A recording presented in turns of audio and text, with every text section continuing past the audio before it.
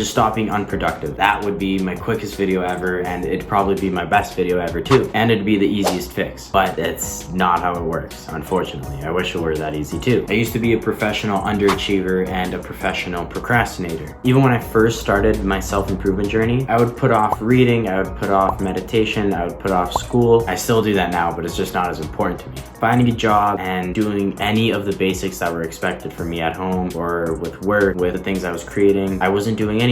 I wasn't creating anything. I didn't dedicate myself to anything. I'm Issa, by the way. I appreciate you clicking on the video. If you do end up getting something from this video, please do me a big favor and just subscribe. It would mean a lot to me. The very first thing I had was a mindset shift of mine, and I speak on this a lot, but it's pleasure versus purpose. Everything we do is either driven by comfort or driven by becoming a better self. And after you discover that, and that you really understand that everything is driven by these two emotions or by these two life choices, pleasure versus purpose, you're going to be left with a choice in everything you do with your life. You're going to ask yourself the question, is what I'm doing purpose related or pleasure related? Is what I'm doing comforting myself and holding myself back, or is what I'm doing really building my life, bringing me closer to the success I deserve and bringing me the life I want? Now, what you are right now isn't what you're going to be for the rest of your life. If right now, it could just be a period in your life where you want to lay down, you want to do nothing. Of course, I've been through that. I've been the professional underachiever, and the way to get yourself out of that mentality, the way to get yourself into a purpose-driven mindset, by setting a goal. Now, what is this goal going to be? Now, this goal has to be based on something in your life that aches you, that something that pains you right now. Whether the goal you set is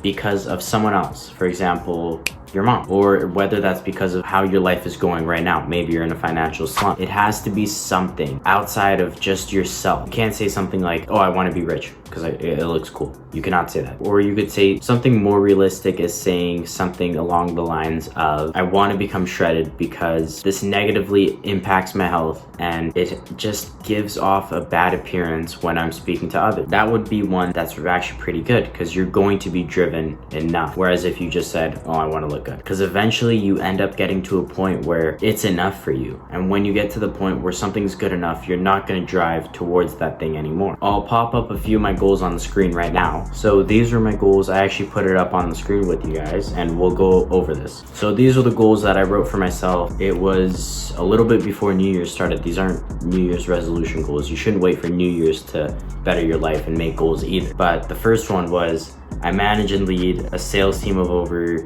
10 people.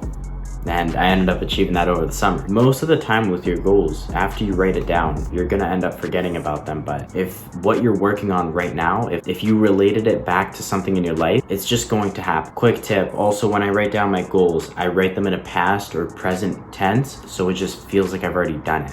It sounds like to myself I've already done it, because that gets your mind in the flow state. What you sense is what is real. I'm a millionaire.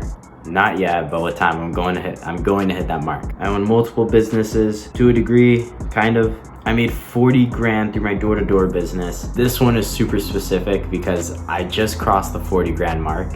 So it's a bit weird reading these back out a little bit later, because it's like, geez, I wrote these down. These are my goals. This is what I wanted to achieve.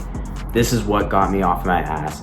This is what was my purpose-driven task, and I achieved it. I made 10 grand. And I'll go over the next page that I wrote down too. So these are all my more long-term goals. Now you're gonna wanna have both. You're gonna wanna have long-term and short-term. I'll show you some of my short-terms in about as soon as we're done with this one too. I have a sales team working with me. Now these big goals are very important, because this is the long-term vision, and what you end up doing every single day will be the result of your end. Because although consistency isn't that important, it still matters. And I put two more up on the screen. These are my short-term goals while I was more in the season, because my business was seasonal. So every single morning I was waking up, I was writing down my dream of the previous night. That's not really important. That's not important at all. And then I was writing down my goals for the day. And I would always write down something along the lines of how many deals I want to get, how I want my training session to go for my new employee, and essentially just what I want to achieve for the day. And that's what I'd write down. Now, these little short-term daily goals are also what add on to your habits and what is going to add on to that eventual longer-term goal. And in all all honesty, in life, you get exactly what you deserve. It's a little bit harsh saying, but sometimes when you look around, every single person you see in life, they are where they are because of themselves. They got themselves to where they are. They deserve the point in life where they are. The multi-billionaire deserves to be a multi-billionaire. The person who's failing school and hanging around with horrible people, he got what he deserved.